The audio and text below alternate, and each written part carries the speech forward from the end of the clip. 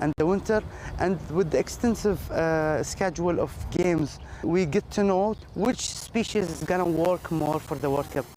It's not just turf that they're growing here at this nursery. There's also all of these trees. Some of them have been saved from sites around Qatar, while others have been donated by members of the community.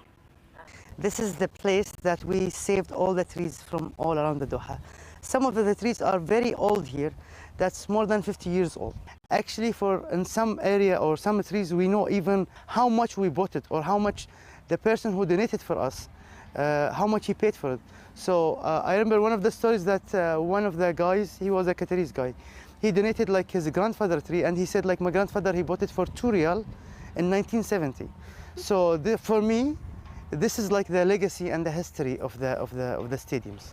An average mature tree absorbs 21 kilos of carbon dioxide a year, the equivalent of a 170-kilometre journey in a petrol car. Qatar is planting more than 5,000 of them.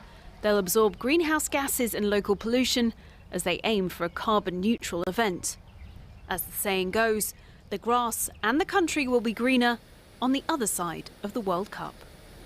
Joanna Gajroska, Al Jazeera, Doha.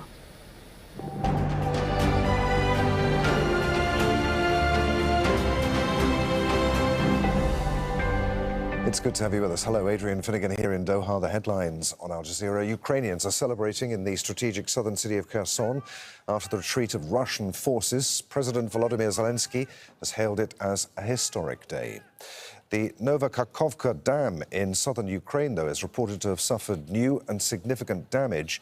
A US satellite imagery company says that sections of the dam and its gates have been deliberately destroyed after Russia pulled out of the Kherson region. Asad Beg reports now from Kryvyi Rih in central Ukraine.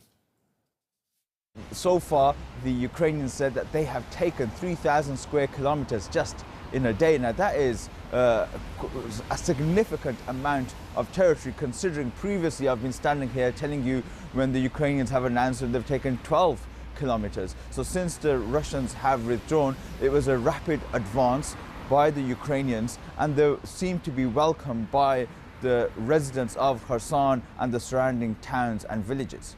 And Ukraine has joined a summit of Southeast Asian leaders for the first time. Its foreign minister urged ASEAN members to condemn Russia's invasion and help protect Ukraine's grain shipments. Next, Inside Story. What's going on in Vladimir Putin's mind right now? Could this war go nuclear? Is being on the Trump team the golden ticket to electoral victory? Can Americans agree on any immigration policy? Is there a middle ground between zero tolerance and open borders? A quizzical look at US politics, the bottom line. France officially ends its Operation Barkhane military mission in Africa's Sahel region.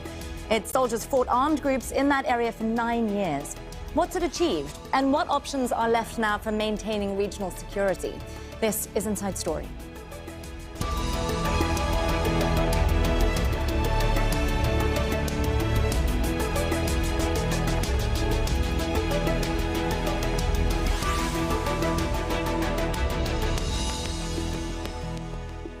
Hello there and welcome to the programme. I'm Nastasia Tay. Now, France will remain in the Sahel, but in a different capacity.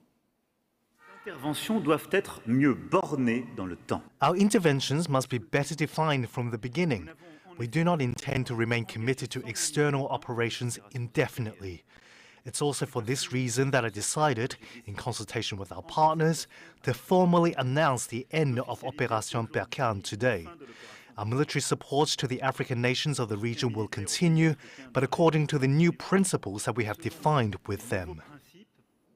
Well, let's take a closer look at how all of this developed. In 2012, Tuareg separatists took over large parts of northern Mali. Al-Qaeda and ISIL-linked fighters also entered that region.